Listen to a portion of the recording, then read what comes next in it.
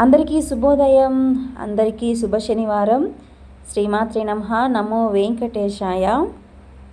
వేయి నామాల వాడ వెంకటేశుడా, మూడు నామాల ముద్దు శ్రీనివాసుడా, అచ్యుత అనంత గోవింద. ఏదో స్వామివారిని అలా నామస్మరణ చేసుకొని పాట అయితే పాడాను. ఎవరికైనా నచ్చింటే మాత్రం ఖచ్చితంగా కామెంట్ అయితే చేయండి. నచ్చకుంటే మాత్రం అస్సలు తిట్టకండి ప్లీజ్. శనివారం వచ్చిందంటే చాలు మా ఇంట్లో ఫుల్ హడావిడి. సోమవారం, శనివారం, శుక్రవారం ఖచ్చితంగా మా ఇంట్లో అయితే పూజ అయితే ఉంటుంది. నేను పూజకంతా సిద్ధం చేసేసాను. మా శ్రీవారు వచ్చేసి దీపం అయితే చేస్తారు. పూజకు సంబంధించినవి మాత్రమే నేను సిద్ధం చేస్తాను. దీపం వంతు మాత్రం మా శ్రీవారిదేను. తర్వాత నేను గ్యాస్ బండ్ అంతా శుభ్రం చేసుకొని తొందరగా ముగ్గులన్నీ వేసేసుకొని ఆ తర్వాత కుంకుమ పసుపు పెట్టుకొని నేనైతే దీపం అయితే చేసేలోపు తొందరగా వంట సిద్ధం చేసుకోవడానికి తయారు చేస్తున్నాను అనమాట. ఎందుకు గ్యాస్ బండ చుట్టూ అలా ముగ్గులు కుంకుమ అని చాలామంది అడుగుతున్నారు. ఎందుకంటే మన సనాతన ధర్మం ప్రకారం అయితే కానీ ఖచ్చితంగా శుద్ధి చేసిన తర్వాతనే మనం ఆహారం అనేది వండాలి. స్నానం చేసిన తర్వాతనే మనం ఏ పనులైనా చేయాలి అంట. నాకు కూడా తెలియదు మిత్రులారా, ఎందుకంటే నాకైతే చెప్పడానికైతే మా అమ్మ లేదు, మా అత్తగారు కూడా పెద్దగా తెలిసిన వాళ్ళైతే కాదు. ఏంటి కొత్తగా ఎప్పుడూ లేనిది అని అనుకోవచ్చు, నాకు కూడా తెలీదు. మా శ్రీవారు చెప్పడం వల్ల నేను తెలుసుకున్నాను. అప్పటి నుంచి ఇప్పటి వరకు నేను ఎప్పుడూ ఇది పాటిస్తూ ఉన్నానన్నమాట.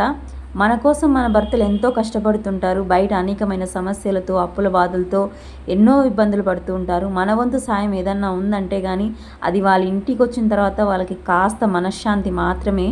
అది తప్పకుండా మనం ఇవ్వాలి. మనం ఇంట్లో కరెక్ట్గా ఉంటే ఖచ్చితంగా మగవాళ్ళు లోకాన్నైనా జయించుకొని వస్తారు. ఇప్పుడైతే గ్యాస్ బండ్ అంతా శుభ్రం చేసేసి దండం పెట్టేసుకున్నాను. ఇప్పుడైతే గుమ్మం దగ్గరికి వెళ్తున్నాను.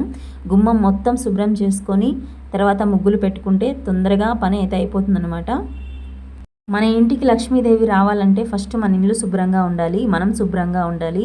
గుమ్మం చూసిన తర్వాతనే లక్ష్మీదేవి మన ఇంట్లోకి అడుగైతే పెడుతుందంట అండి. అది మాత్రం ఖచ్చితంగా చేయాలి. నేనైతే చాలా ఓపికగా కూర్చొని అయితే చేస్తాను. నేను చేస్తుంటే నా కూతురు అయితే అలాగే కూర్చొని చూస్తుంది అనమాట. ఏదైనా మన పిల్లలు మన దగ్గర నుంచే నేర్చుకుంటారు. అది మంచి అయినా చెడైనా సరేను ఖచ్చితంగా మనం నేర్పించాలి మిత్రులారా. ఇదేదో నేను తెలుసుకొని చెప్పట్లేదు, నేను అనుభవించి మాత్రమే చెప్తున్నాను కాబట్టే చెప్తున్నాను. మనం ఏదైతే చేస్తామో అది ఖచ్చితంగా పిల్లలు చేస్తారు. కడుపుమానికి అయితే పసుపు కుంకుమతో బాగా శుభ్రంగా బొట్టులు అయితే పెట్టేసుకున్నాను. చూసారా, నాకు ముగ్గు వేయడం అయితే చాలా కొత్త. నిజంగానే అన్నీ ఇప్పుడిప్పుడే నేర్చుకుంటున్నాను. ఇంకా తెలియనిది ఏమని ఉంటే ఖచ్చితంగా చెప్పండి, దాన్ని కూడా ఖచ్చితంగా నేర్చుకోవడానికైతే ప్రయత్నిస్తాను. మా శ్రీవారు ముందు నుంచి చెప్తూనే ఉన్నారు, కానీ నేను పెద్దగా దాన్ని పట్టించుకోలేదు. తర్వాత ఇప్పుడిప్పుడే పిల్లల చేతికి వచ్చే కొద్దీ ఒక్కొక్కటి తెలుసుకుంటూ ఉన్నాను. మీరు కూడా ఖచ్చితంగా తెలుసుకోండి. ఎందుకంటే మన పిల్లలకు మనమే చెప్పాలి, బయట నుంచి అయితే ఎవ్వరు వచ్చి చెప్పరు. మనల్ని చూసే మన పిల్లలు ఏదైనా నేర్చుకుంటారు కాబట్టి. ఎందుకంటే మనం చెప్పాలంటే ఫస్ట్ మనకి తెలిసి ఉండాలన్నమాట, మంచైనా చెడైనా సరేను. చూడండి, నా కూతురు నాతో పాటు ఎంత బాగా సరిదిద్దుతుంది ముగ్గులను అయితేను. తను నాకంటే బాగా వేయగలని అంటోంది, కానీ నేను చేసే పనిలో ప్రతి పనిలో నా కూతురు అయితే నాకు తోడుగానే ఉంటుంది. నేను చేస్తుంటే మాత్రం అస్సలు ఊరుకునే ఉండదు. ఏ పని చేసినా సరే నేను చేస్తున్నానంటే తను వెంటనే వచ్చేసి అక్కడ ఉండిపోతుందన్నమాట. ఇప్పుడైతే మంచిగా రంగులు అయితే అద్దుకుంటున్నాను. చాలా బాగా అనిపిస్తుంది నాకైతే. ఇలాంటి పనులు చేయడం నాకు చాలా ఇష్టం అండి. ఏదైనా చూసానంటే చాలు వెంటనే నేర్చేసుకుంటాను. ఈ అలవాటు మా శ్రీవారికి కూడా చాలా బాగా నచ్చింది. ఫస్ట్ నుంచి చెప్తుంటే వినట్లేదు, ఇప్పుడు తనకు తాను తెలుసుకొని చేస్తుంది కదా అని సంతోషం అయితే మా శ్రీవారి కళలో బాగా కనిపిస్తుంది నాకైతే. మొత్తం అంతా ముగ్గు అయితే వేసేసాను. ఇప్పుడైతే ఇంటి ముందరైతే ముగ్గు వేస్తున్నాను. మొత్తం అంతా పసుపు పట్టించేసేసి ముగ్గు అయితే వేసేస్తున్నాను. నేను చేస్తున్న పనుల్లో ఏదైనా మీకు తప్పుగా అనిపిస్తే మాత్రం ఖచ్చితంగా కామెంట్ చేయండి మిత్రులారా. నిజంగానే నా వీడియోస్ ఎవరు చూస్తున్నారో ఎవరు చూడలేదో నాకైతే ఏం అర్థం కావట్లేదు. దయచేసి ఈ వీడియో ఇంతవరకు చూసారంటే మీకు నచ్చిందని అనుకుంటున్నాను.